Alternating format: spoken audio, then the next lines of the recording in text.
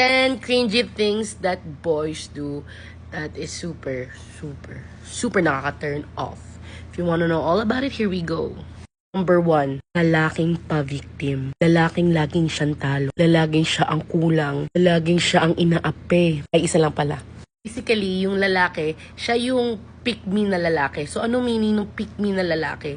Kumbaga, ramdam mo sa bawat sinasabi ng lalaki, pa-victim siya lagi. For example, hindi mo ako sinasagot kasi alam ko, wala akong kotse.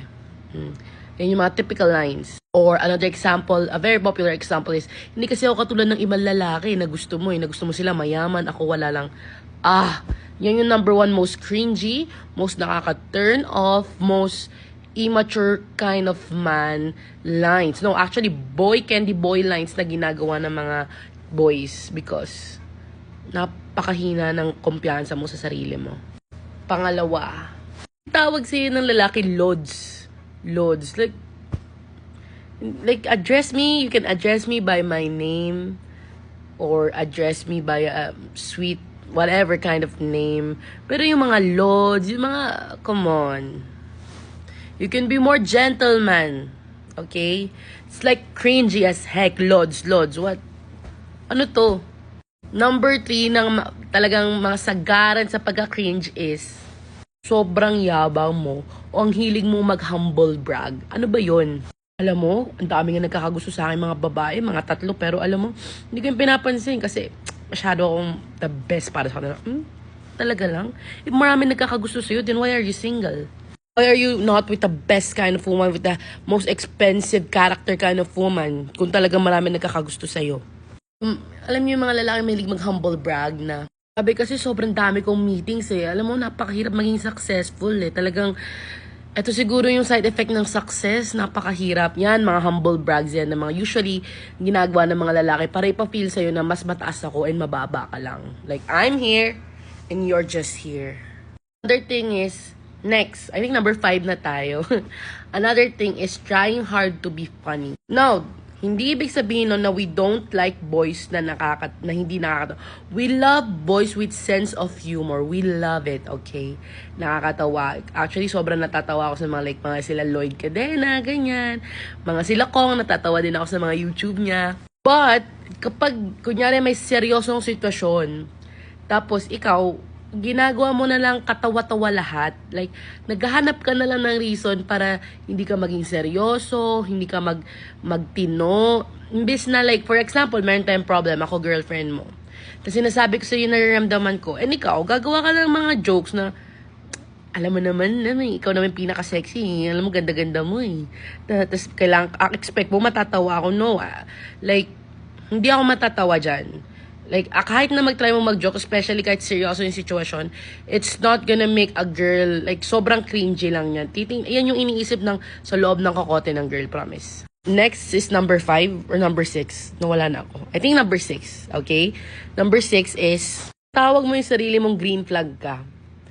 Na green flag ako, I'm the greenest force in the world. Pero alam ng mga tao sa buong paligid mo, alam nila na napaka-red flag mo na ang totoong green flag na lalaki, hindi niya tinatawag yung sarili niya na green flag siya, guys. Sasabihin yun ng girlfriend niya, sasabihin yun ng mga tao around him. Pero pag ikaw yung mahilig mo sabihin na, talaga, alam mo, talaga, green flag talaga ako eh. Ako yung pinaka-green flag sa lahat ng lalaki na makikilala mo. Oh, really? Really? Ikaw nag-evaluate? Number 7, ang pinaka-cringe pa na ginagawa ng mga guys is, nagpo-post kayo ng mga hugot quotes, fake deep quotes, para mukhang nasasaktan ka, lalo na sa social media, sa My Day, sa IG story mo, na kailangan mo talagang masaktan para mag-move on ka. Like, oh my God. You're so cringe. Like, bakit mo ginagawa yan? Okay? Kailangan mo masaktan minsan para matuto ka magmahal. Hindi ka matututo magmahal sa pag-post sa social media, okay? It just makes you look bad. And it gives you that very, very cringe. Especially emotionally, lalo na pa nag-share yung kayo sa social media ng mga emotional sentiments. Kahit lalo na pag hindi totoo. Okay, number 8, ano yung mga nakaka-cringe pa is, yung mga lalaking naninigaw. Yung naninigaw kayo ng mga service workers, sinisigawan nyo yung mga parents nyo, sinisigawan nyo yung mga kapatid nyo, sinisigawan nyo yung mga girlfriends nyo. Akala nyo bang kinagwapo niyan? Akala nyo ba mas makikinig sila sa inyo pag sumigaw kayo? Akala nyo ba kinakagwapo nyo yan, boy? Kasi yung pagsigaw sa babae, pagsigaw sa kahit sino, never siyang nakakatulong. Never siyang napupunta sa mas magandang solusyon. Instead, napupunta siya sa left. So, basically, short-term mag-isip yung lalaki kasi kaya siya sumisigaw.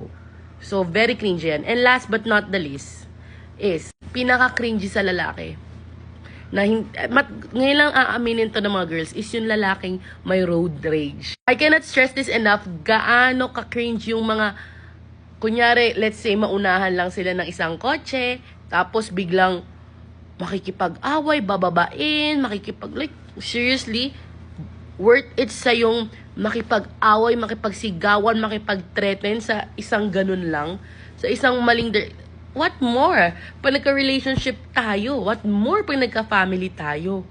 Baka, for the ganun ka sa akin, ba? Diba? Na siguro for me, is the most cringiest. Road rage. Lalo na yung madaling-madali siya ma-road rage. Very turn off. Kasi, hindi mo lang pinapahamak yung sarili mo, ibig sabihin, kaya mo rin ipahamak ako, and yung, if magkaroon tayo ng kids, pwede rin. So, yun lang guys. So, I hope maka-learn kayo ng lesson dito. Yun lang.